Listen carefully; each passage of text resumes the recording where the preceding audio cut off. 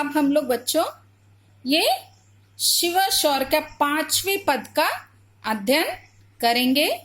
देखिए, प्रेतनी पिशाचरु निशाचर निशाचरी हो, मिली मिली आपस में गावत बधाई है। हाँ बच्चों, इसमें प्रसंग आप लोग लिखिएगा कि महाराज शिवाजी ने जो शत्रु सेना का ऐसा भीषण संहार किया है कि सर्वत्र सभी जगह मांस के लोथड़े और रक्त की धाराएं दिखाई दे रही हैं, और इस रक्त और मांस का भरपूर आनंद लेने के लिए सभी भूत प्रेत और पिशाचनियां वहां आ गए हैं और अपनी भूख को शांत करके आनंद मना रहे हैं।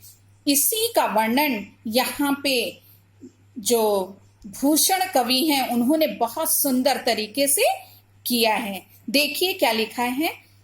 महाकवि भूषण कहते हैं कि प्रेतनी पिशाच अरु निशाचर और निशाचर और निशाचरी, जो वहां पे जो प्रेतनियां हैं और जो पिशाच हैं और जो निशाचर यानी कि रात्रि के समय विचरण करने वाले जो राक्षस और निशाचरी यानी राक्षसनियां हैं, वो क्या है, मिली मिली आपस में मिलकर आपस में परस्पर मिलकर वो क्या कर रही है, गावत बधाई है, वो एक दूसरे को बधाई दे रही हैं। भैरव भूत प्रेत भूरी भूदर भयंकर से, जुथ जुथ जोगनी जमाती जोरी आई है। यहाँ पे बच्चों अत्यंत जो है सब तरफ चूंकि लाशें ही लाशें पड़ी हुई हैं, तो और ये जो निशाचर जो हैं राक्षस और राक्षसनियां वो उसका आनंद ले रहे हैं। फिर उसके बाद लिखा है कि भैरव भूत, जो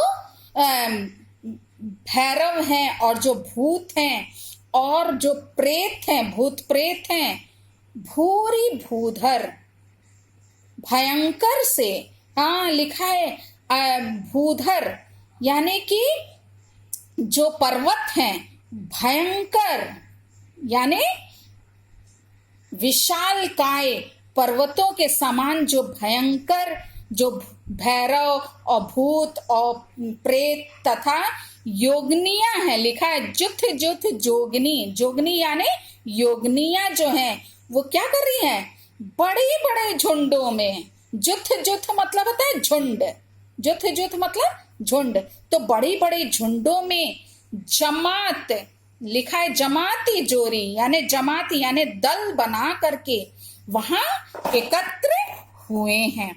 मतलब ये सब के सब वहां इकट्ठा हो गए हैं। किलकी किलकी के कौतूहल करती काली, और जो माँ काली है वो किलकी के, लिखा है किलकी किलकी यानी किलकारियां मार मार करके खुशी और कौतूहल के मारे वो सब क्या है, किलकारियां मार मार के क्रीड़ा कर रही हैं, खेल रही हैं। डिम डिम डमरू दिगंबर बजाई है, और दिगंबर यानी कि भगवान शिव जो हैं वो डिम डिम करके अपना डमरू जो है वो बजा रहे हैं। शिवा पूछे, और शिवा यानी शिव जी, भगवान शिव से शिवसो, लिखा है शिवा पूछे शिवसो, शिव यानी भगवान शिव से जो शिवा है यानी उनकी जो पत्नी है, वो पत्नी कौन है, पार्वती जी है, माता पार्वती हैं, वो पूछ रही हैं, शिव से पूछ रही है आजू कहाँ चली।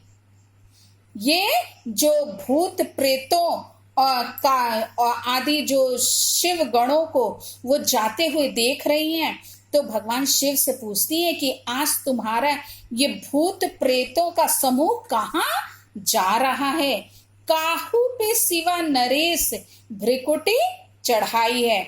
मतलब कि शिवा नरेश जो हैं, यानी महाराज जो नरेश यानी राजा जो है शिवाजी ने अपनी भ्रिकुटी को यानी भौं को वो कहाँ पे किस राजा पर टेढ़ी की है। यानी कि यहाँ ये कहना चाह रहे हैं कि क्या शिवाजी महाराज ने क्रोध में आकर या क्रोध से भर करके किसी राजा पर आक्रमण किया है, जिससे उनकी सेना का भीषण संहार जानकर आपका ये जो भूत प्रेतों का जो समूह है वो अपनी भूख शांत करने के लिए वहां के लिए क्या हो रहा है? प्रस्थान कर रहा है या कूच कर रहा है। यहाँ पे बच्चों आप सब जानते हैं ये जो शिव हैं उनकी ये सब जो हैं भूत प्रेत निशाचर राक्षस राक्षसनियां ये सब क्या है? उनके समूह के लोग हैं। इनको शिव गण बताया गया है। क्या है?